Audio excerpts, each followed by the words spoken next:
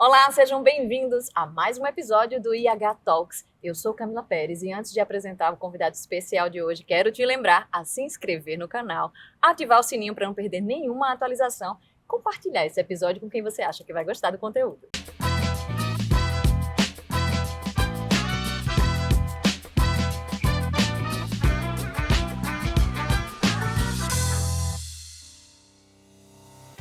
Ele é referência no setor moveleiro nacional. Adeilton Pereira transformou o ofício de marceneiro em um projeto empresarial de muito sucesso, o Grupo Oficina.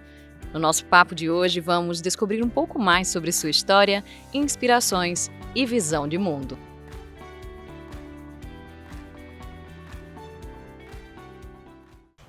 Adeilton Pereira, seja muito bem-vindo ao IH Talks, ao Intermares Hall. Muito feliz em ter você aqui na nossa casa. Eu que me sinto honrado em estar aqui, um espaço tão belo, tão bonito, que eu tanto admiro, e uma honra, né, estar nesse palco aqui, dividindo com você, algo que eu jamais esperei, mas que estou muito feliz por estar aqui. Obrigado. Que bom, honra toda nossa conhecer um pouco mais dessa história tão bonita, que é a história da sua vida. Andei pesquisando aí, e eu queria que você me contasse qual foi o teu primeiro contato com a marcenaria, como é que isso tudo começou? Na verdade é uma história de família, né? Eu nasci em uma casa onde tinha uma marcenaria literalmente no fundo do quintal. Meu pai marceneiro, não foi alfabetizado, começou a trabalhar muito cedo também e por força da necessidade me introduziu na marcenaria também muito cedo, assim como meu irmão mais velho que eu, 2 anos, também iniciou ainda, eu diria, na pré-adolescência. Sim. Então isso foi o nosso início e lá se vão já 27 anos de atividade autônoma minha, né? Sem contar esse período de mais 5 anos aí de infância e juventude dentro da marcenaria do pai. Exato. Mas desde o primeiro momento você já se identificou com aquele ofício? Não. Não gostava. Não, e deixa eu te explicar. Na verdade eu tinha uma certa aversão à atividade e não é difícil de compreender. Imagine um jovem de 12 até os 15, Sim. até os 17 anos, quando eu fiz a minha independência, ser obrigado a trabalhar por necessidade, Sim. né? Na verdade, eu tenho que ser muito franco, que naquele período o que eu queria era jogar bola, era namorar, era fazer qualquer coisa, menos trabalhar. Sim. E no contraturno escolar eu trabalhava e ia chateado. Mas, passado o tempo e a maturidade chegando, eu olho para trás e vejo que foi um grande presente que meus pais me deram. Talvez até eles nem tivessem essa consciência do homem que eles estavam construindo ali, formando, mas isso foi um presente e eu não mudaria nada desse período que eu vivi lá, por mais que tenha sido difícil encarar naquela época lá. E além dessa questão de equilibrar a diversão com a responsabilidade muito cedo, uma outra coisa que me causava certa aversão era que, por ser uma marcenaria muito rudimentar, muito pequena, muito informal, ela era até insalubre, né? Sim. Ela era improdutiva, era insalubre, era empoeirada, era um ambiente desconfortável. Sim. Então, isso tudo eu acredito, né? Vendo hoje, né? Pelo retrovisor, eu entendo que isso tudo me causava certa repulsa a querer trabalhar ali. Foi um períodozinho aí de revolta, trabalhando meio obrigado, chateado, sem querer, mas chegou o momento de virar a chave. Qual foi teu primeiro trabalho na marcenaria, assim, que formal, vamos dizer assim? Eu tive nesse período, né, ali de infância fazendo trabalhos menos importantes, era organizar alguma coisa, varrer uma marcenaria, lixar uma outra coisa, depois tirar tinta de um conjunto de terraço que precisava ser pintado pela segunda vez.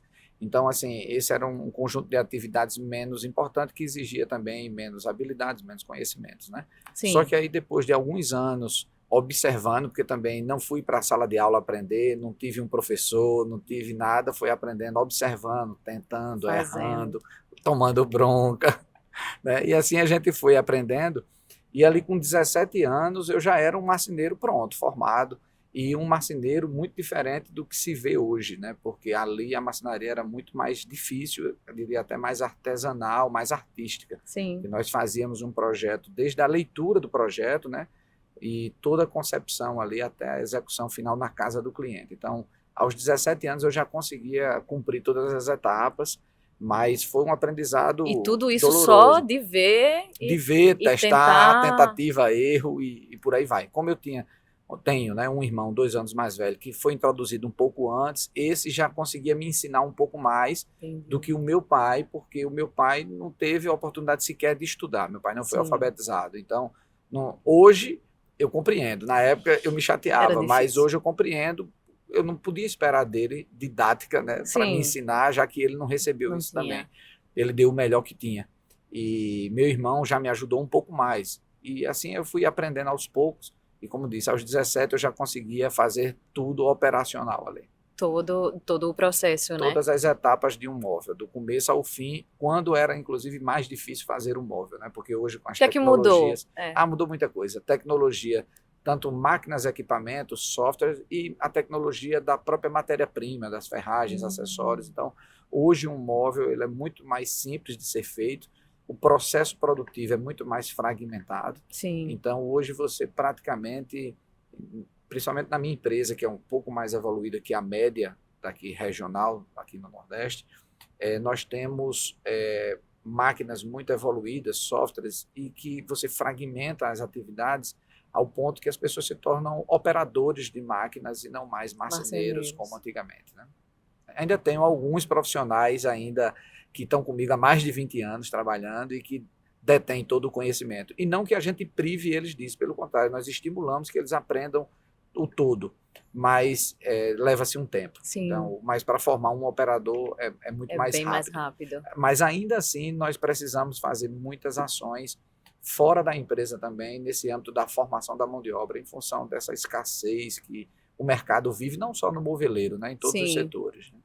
E como é que foi para você acompanhar essa evolução do processo, né? Porque você, como falou, pegou a marcenaria mais rudimentar, chegando até hoje com todos esses processos novos. Como é que você enxerga isso? Para mim foi quase que natural, assim, porque eu sempre fui muito inquieto, muito inconformado, então tudo que eu via que não funcionava, eu queria melhorar. Volto a falar do meu irmão também, que era outra pessoa também, assim, muito inquieto, diria até à frente do tempo, que enxergava, via coisas que meu pai não conseguia ver.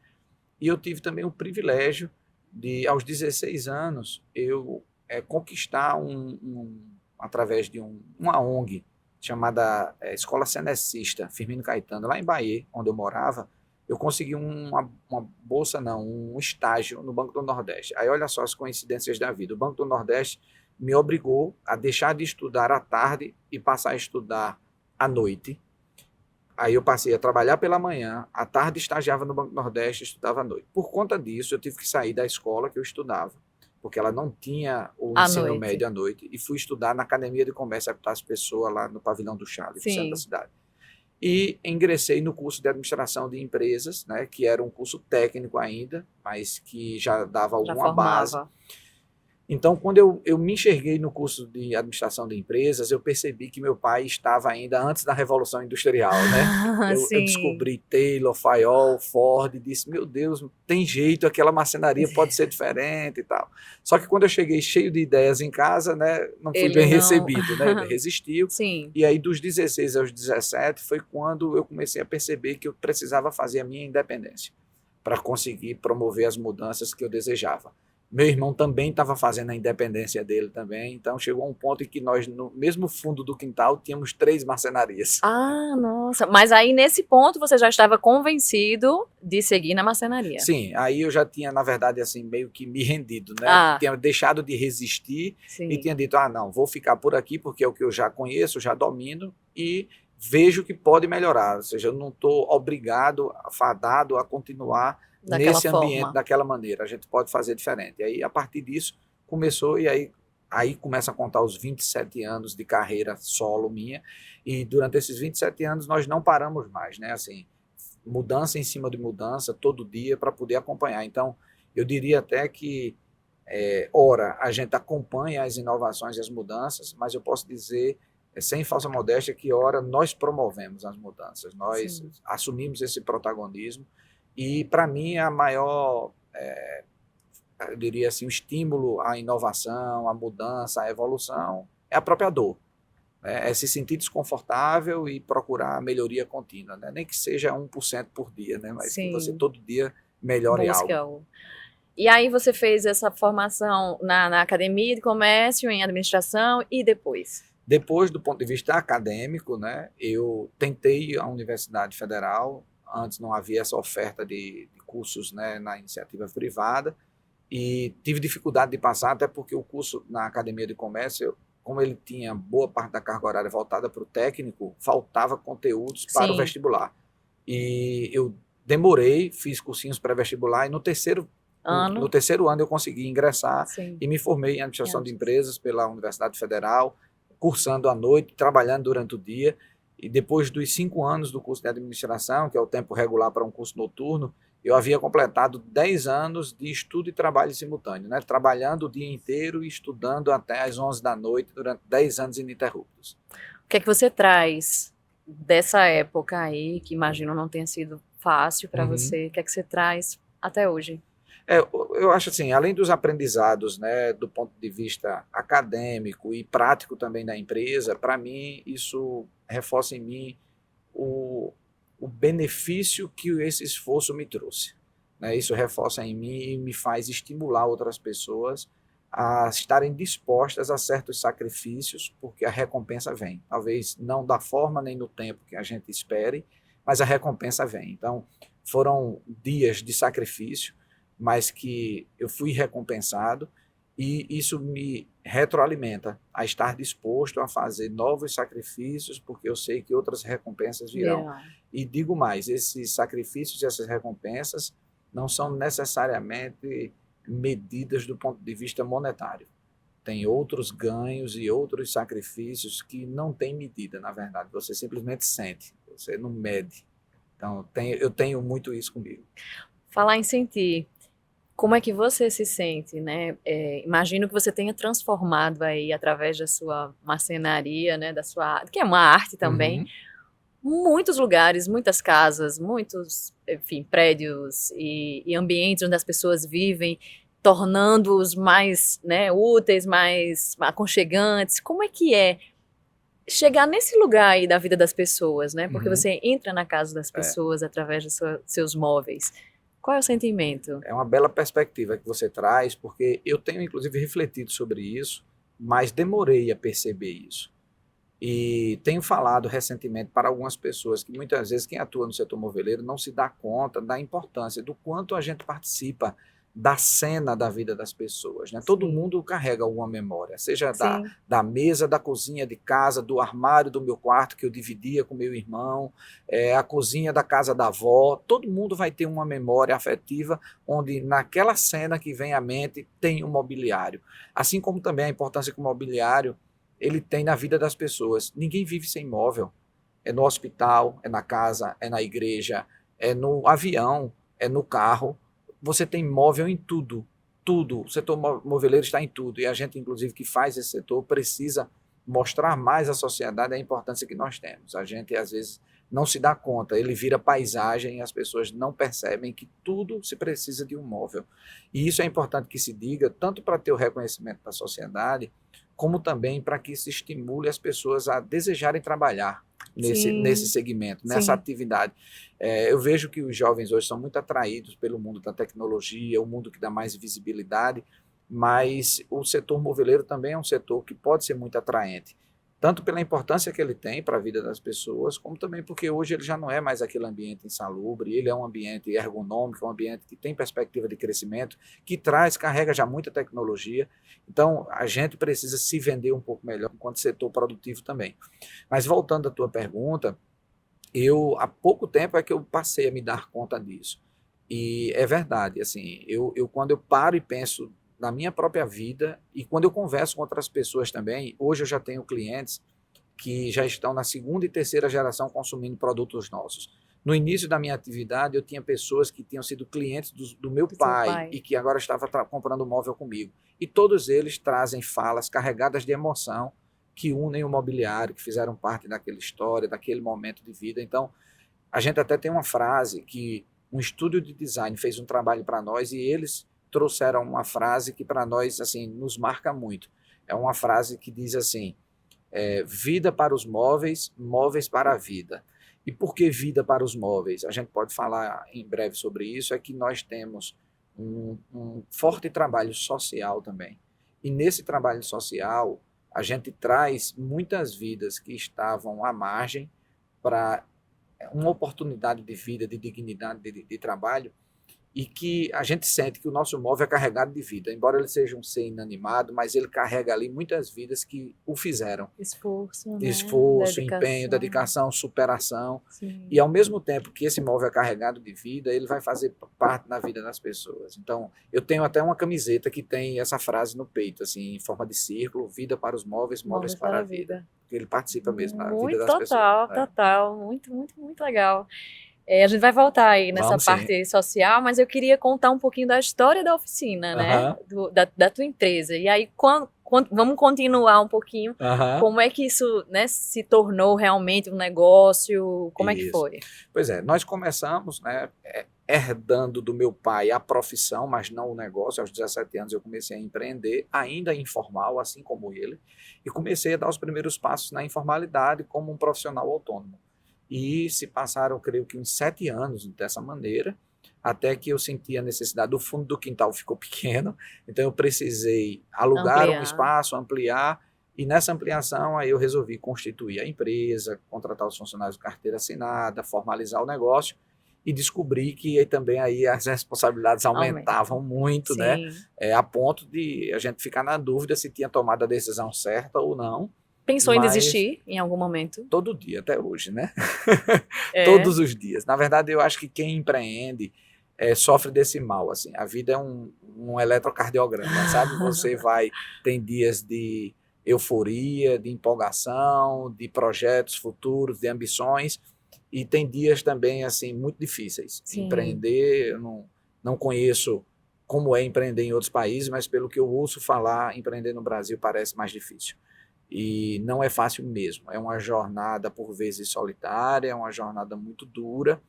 Essa semana, foi semana passada, eu até estava brincando, dizendo assim, que se tivesse um fundo de garantia para o empresário, muitos desistiriam. Agora, porque não tem, para o empregado até tem, mas para o empresário não tem. Pelo contrário, se ele sai endividado, ele sai cheio de compromissos, é difícil ele se reerguer na vida. Então, eu acho que por isso muitos não desistem, porque não tem plano B. Você só tem que olhar para frente e seguir. Mas, assim, isso não é para desestimular ninguém, ao contrário, eu acho que empreender é libertador. Empreender é uma oportunidade não apenas de ascender socialmente, mas de você crescer como pessoa, como ser humano, de você inspirar outras pessoas, de você mudar a vida de outras pessoas. Então, eu sou realizado como empreendedor também. Hoje, quantas pessoas estão sob a sua liderança? Olha só, diretamente nós temos 180 colaboradores de carteira assinada no nosso grupo, né? Lá atrás, nessa jornada que eu disse que eu comecei na informalidade, aí começou muito pequeno, ali 5, 4 funcionários, e foi crescendo. E tem uma curiosidade, eu comecei a empreender aos 17, aos 27 eu empreguei o meu pai. Meu pai se tornou e se aposentou como meu funcionário. Foi aos 27 anos de idade. Hoje ele ainda é vivo, graças a Deus. Está indo para os 82 anos, lúcido ainda, muito orgulhoso do que eu construí. E eu também, mais ainda orgulhoso do que ele fez, nas condições que ele tinha, que foram, assim, para mim é um herói, né? Ele e minha mãe também, por tudo que conseguiram fazer com as condições que tinham. Então, essa jornada foi, aos poucos, crescendo. A oficina hoje, na verdade, é um grupo empresarial chamado Grupo Oficina, que é composto por uma indústria que fica em Santa Rita, chamada Santo. A indústria que está lá, ela atende a oficina, atende uma outra loja nossa chamada Viva, que eu falo já dela, e atende outras 40 lojas em 7 estados da região Nordeste. E recentemente, coisa de 2 anos, começou um atendimento corporativo para atender hotéis, construtoras que entregam condomínios já mobiliados, sobretudo os compactos, hospitais. Então, nós temos hoje uma empresa industrial que faz o móvel, o produto. Nós temos uma marca de varejo de alto padrão, que é a Oficina Móveis Planejados, que fica em Manaíra. Nós temos uma outra marca mais inovadora, que tem um projeto de expansão nacional, mas que ainda está sendo validada aqui em João Pessoa, chamada vivamóveis.com, que promete uma experiência de compra de imóveis, uma jornada online para o móvel planejado, coisa inédita no país. Nossa. E não é à toa que é inédito, é porque é difícil de fazer. Imagino. Já tem algum tempo que a gente está sofrendo, Tentando. porque fazer a jornada digital e a jornada física serem fluidas e que Sim. aconteça, porque você já deve ter ouvido alguma experiência de compra de imóvel que não foi boa. Sim. 100% presencial, né? Muita gente diz, ai meu Deus, marceneiro, Isso. marceneiro na minha vida. Pois é, e a nossa luta é exatamente para desmistificar isso, tornar isso acessível, não só do ponto de vista econômico, mas tirando essas arestas, todos esses atritos que é de comprar um móvel planejado. Na oficina a gente já conseguiu bastante êxito nisso, mas é uma jornada tradicional, e por ser tradicional, para que ela seja fluida, para que ela cumpra com o prometido, ela se torna cara também. Sim. Ela é onerosa, por isso também que ela se posiciona no alto padrão. Já a proposta da Viva não é que ela seja um produto inferior, um produto B da marca oficina, não. Mas é que a ideia é que ela seja uma jornada mais enxuta, mais rápida, e, portanto, também mais econômica, mas, sobretudo, mais ágil. Essa é a promessa do negócio VivaMóveis.com. E nesse negócio são móveis o quê? Não, Não? também sob medida, assim como a oficina. Nossa. Isso que aumenta o nosso desafio. Pois é, a gente já está há mais de um ano lutando, fazendo os Lapidando. ajustes, lapidando o modelo de negócio. Que E interessante. esperamos em breve, ainda esse ano, estar com ele validado para partir para a expansão. Já temos o estudo de franqueabilidade validado, nós já temos um mapeamento, um geomarketing feito do país para saber onde há oportunidades de introduzir um negócio desse. As coisas estão bem encaminhadas, mas eu preciso concluir a validação do modelo aqui. Essa flagship também fica aqui no bairro de Manaíra. Então, aí depois disso tudo, né, vem crescendo organicamente, muitas vezes não só de forma planejada, às vezes puxada pelo próprio mercado. Sim. E chegamos aonde estamos hoje, com 180 colaboradores diretos, além de vários outros prestadores de serviço que orbitam aí no negócio. É muita responsabilidade. Muita responsabilidade. Sobra tempo para viver, para não pensar no trabalho. Existe não pensar no trabalho? Não existe, tá? Isso aí, para mim, pelo menos, não. Não sei se alguém consegue se desligar, para mim, não. E para mim, de fato, falta tempo. Falta tempo, sobretudo para mim, porque eu me cobro demais e eu procuro ser um pai presente, tenho 2 filhos, eu procuro ser um filho presente, meus pais são vivos, né? Eu procuro ser amigo dos meus amigos, né? Eu tento fazer minha atividade física, na verdade faço, há 8 anos, regularmente, todos os dias. Nossa, faço. Isso aí já é uma vitória, né? Mas num sacrifício de acordar às 4h20 todos os dias, para conseguir fazer isso, dormindo 5 horas e meia, 6 horas por dia. Porque além da empresa, de ser filho, de ser pai, eu tenho dificuldade de dizer não, e aí por conta disso eu participo de 8 grupos empresariais, sejam setoriais ou multissetoriais, e participo ativamente. Aqui em João Pessoa participo do SOMA, da Associação Comercial, da Associação de Fabricantes de Imóveis Estadual, mas participo do LID Pernambuco, participo do Experience Club Pernambuco, participo da Abimóvel, sou vice-presidente da Associação Nacional da Indústria Imobiliária, o primeiro nordestino a sentar nessa cadeira em 50 anos. Nossa! E participo de verdade ativamente. E como se não bastasse, ainda trabalho em 4 projetos sociais. Vamos nesses projetos sociais, então. Mas antes, que eu só queria saber, assim, qual a importância de participar de tantos grupos, assim? Olha, 2, né? Muitas pessoas buscam participar de grupos com o objetivo daquele networking, eu diria até superficial e interesseiro. Certo. Só para fazer negócio. Sim. Não é o meu caso. Eu participo de forma genuína, verdadeira, muitas vezes disposto primeiro a dar do que a receber. E para mim eu colho resultados no médio e longo prazo que são muito mais consistentes, porque eu vou realmente participar de forma desinteressada. Isso no tocante ao networking. Mas tem uma outra coisa também, que é você obter muito conhecimento, aprendizado. É sempre uma oportunidade, né, de você aprender, tanto na troca com os pares, mas também esses grupos normalmente promovem eventos, palestras, seminários, enfim, são muitas oportunidades, congressos, de você trazer aprendizados para o seu negócio. Então, eu tenho sede de aprender, de conhecimento, e eu me sinto vivo nesse meio, mas também confesso que preciso diminuir um pouco. Toma bastante tempo. Diminuir um pouco para poder dormir mais.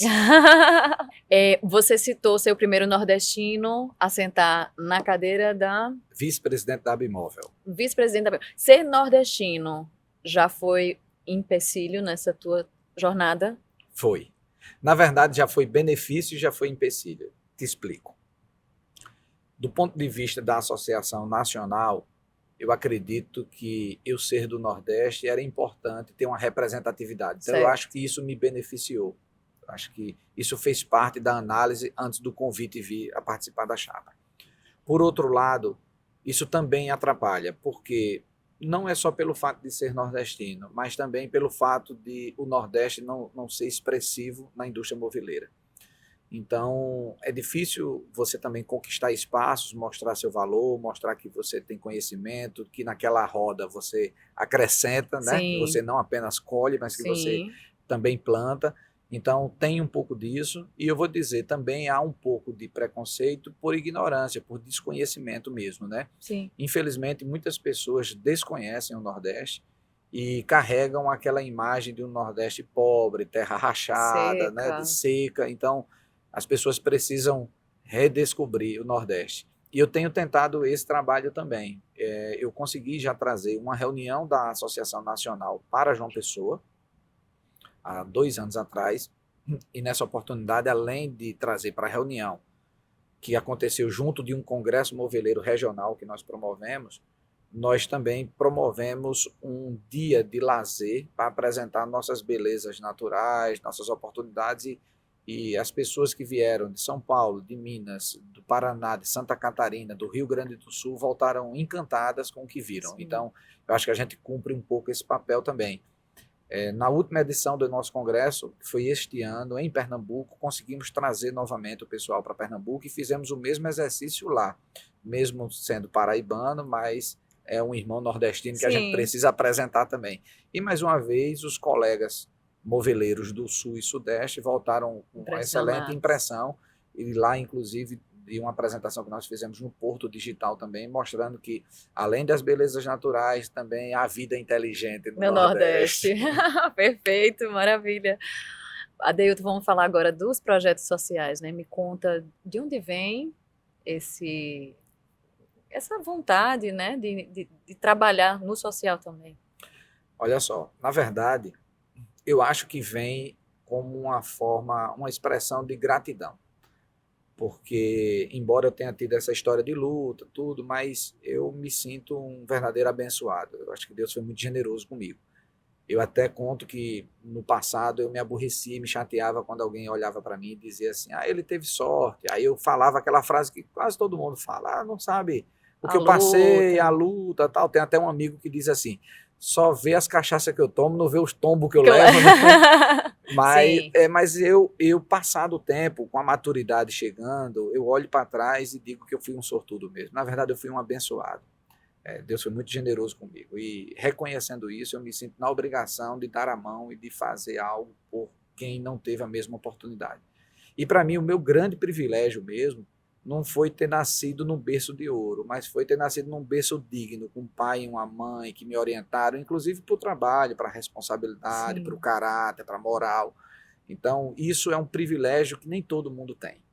E os projetos sociais que eu me aproximei com o objetivo altruísta de ajudar, eu me descobri, na verdade, o grande beneficiado, sabe? O grande sim. ajudado. A cada contato que eu tenho, eu aprendo a ser um ser humaninho um pouquinho melhor.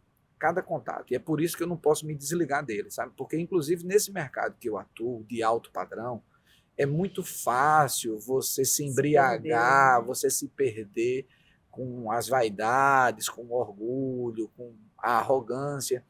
Então, todas as vezes que eu vou aos projetos sociais, eu me curo de tudo isso, sabe? Sim, Você finca suas raízes ali, vê o que verdadeiramente tem valor, importa.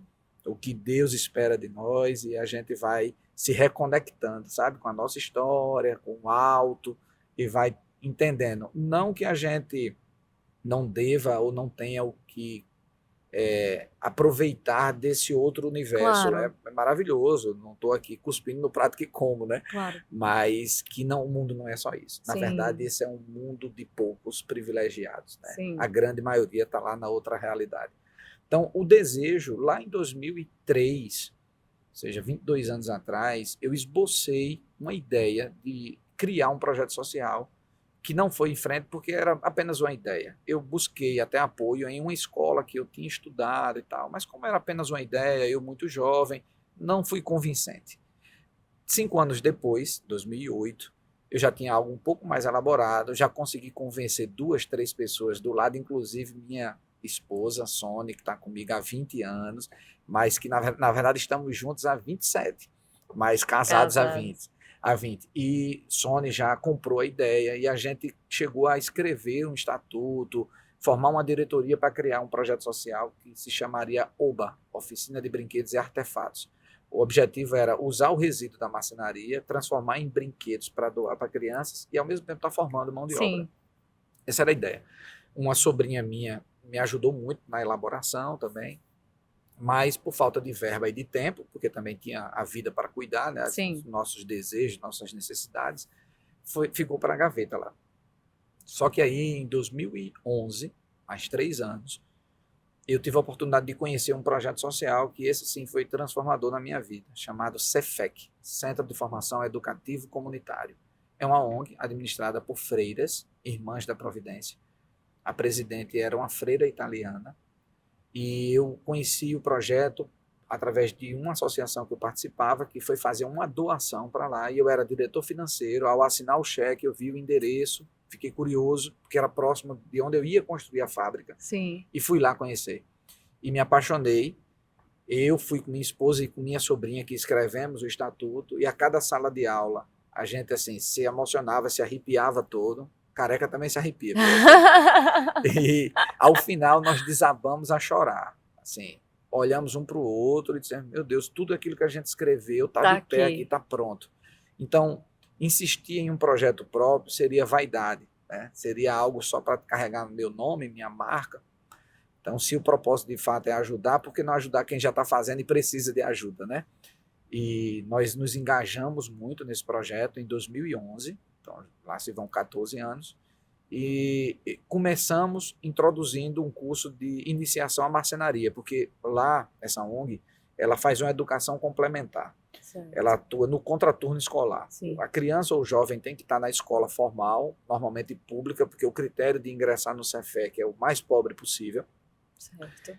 Crianças de 6 a 13 anos que frequentam lá recebem reforço pedagógico, música, dança, teatro e alimentação, que é fundamental para eles, para aquela camada social. E os jovens de 14 a 21 anos, aí esses ingressam em cursos profissionalizantes. Nós temos lá 15 cursos profissionalizantes. Mas não tinham de marcenaria e fomos nós que introduzimos. E já se vão 13 anos de curso de marcenaria. Eu hoje tenho 50 colaboradores de primeiro emprego que vieram desse curso. Nossa. E o amor foi tão grande pela causa, né, que não bastava apoiar dessa maneira. Então, eu me tornei vice-presidente e Sônia se tornou diretora. São 13 anos já na diretoria do Cefec. E como eu te disse, a gente descobriu um prazer de participar e um benefício individual gigante que nos incentivou, inclusive, a entrar em outros projetos. Então, hoje nós temos lá 3 cursos de marcenaria, voltados para a marcenaria. A iniciação, temos um de montador de móveis e um de projetistas. Tem vários outros cursos. A irmã Antonieta, que era assim, uma verdadeira santa, uma mulher sobrenatural mesmo, infelizmente nos deixou, faleceu há pouco mais de 2 anos. Foi um baque muito grande para nós, não só emocional, pelos vínculos que nós tínhamos, mas também pela continuidade do projeto, pela liderança dela, né? E tal. Mas Deus também assim foi muito presente, não deixou a obra morrer. Chegou outra irmã, eu segui na vice-presidência, já estamos agora com a 3ª irmã que chegou há 6 meses e segue o projeto, indo muito bem, atendendo 500 pessoas todos os dias. Todos os dias. E como os cursos, né, o êxito do curso, ele se dá muito em função da empregabilidade, que atrai o interesse do jovem, e minha empresa não tinha capacidade de absorver toda a mão de obra. Nós convidamos outras empresas. E vale ressaltar também que, no início, nós tivemos outras 2 empresas que nos apoiaram. A Real Marcenaria do João Paulo, que é um amigo irmão meu, e a Espásio Mobile, que é do meu irmão de sangue, aquele que eu contei a história, também apoiou. E nós 3 éramos que dávamos aulas, além da minha esposa e da esposa do meu irmão, éramos os professores das primeiras turmas. Então, esse curso agora já anda com suas pernas, tem um baita de um professor maravilhoso, o João, e a gente absorve. Só que só nós três não absorvia tudo. E hoje a gente tem 15 empresas da região metropolitana absorvendo essa mão de obra de lá. Nossa. Aí isso garante o ciclo virtuoso, né? Sim. Quanto mais emprego, mais jovens se interessam. Quanto mais jovens se interessam, mais o mercado entende que ali é uma referência de Sim. formação. E, sobretudo, pela formação humana que as irmãs empregam.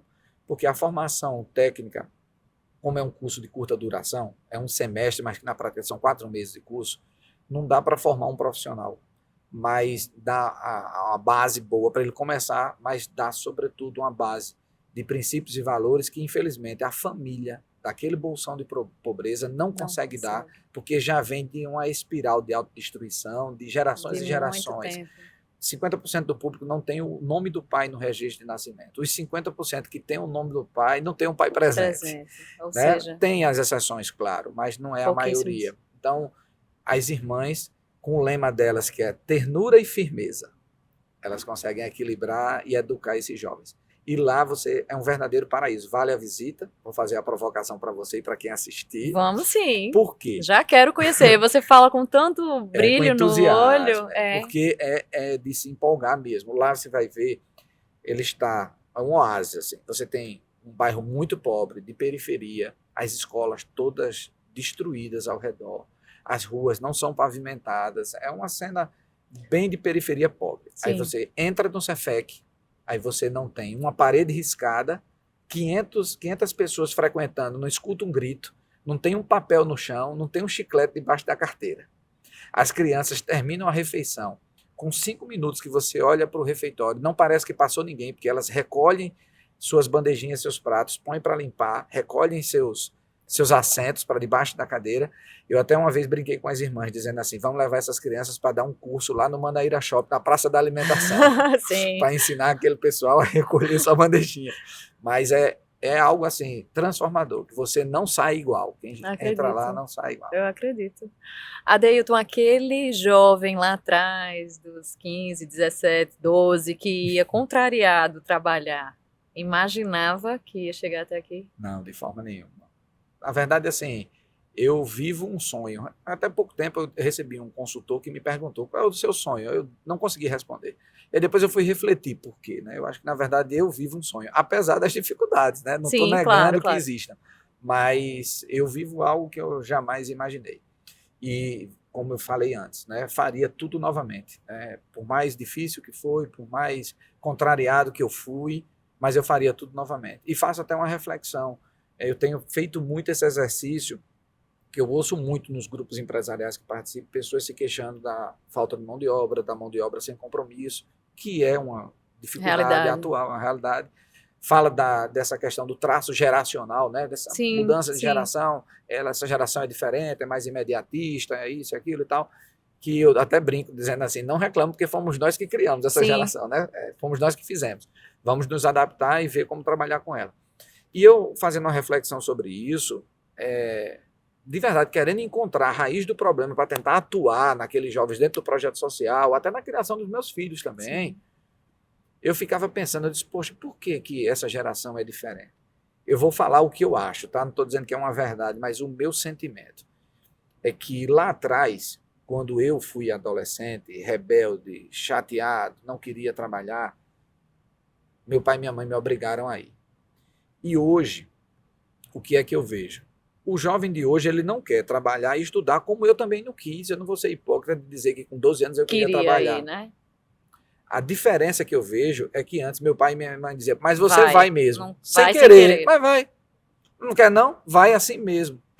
E hoje os pais não fazem isso. Não vão. Seja porque os filhos argumentam mais, seja porque a mídia divulga essa questão do direito da criança e do adolescente e tal, às vezes exageradamente, que eu também não estou defendendo exploração de criança, não estou defendendo escravidão, não é nada disso. Mas a culpa pela ausência, exato, as compensações pelas ausências, né, pelas faltas. Então, eu acho que isso tudo cria um contexto que favorece a isso, sabe? Esse comportamento. Então, lá atrás, como eu digo, talvez meus pais nem soubessem o que estavam fazendo, era dentro das limitações que eles tinham, era o recurso que tinha para dar, vai porque tem que ajudar em casa. E você consegue, porque você veio dessa realidade, você tem com seus pais, e como atuar isso de uma maneira com os seus filhos, né? Como você falou aí. Não consigo.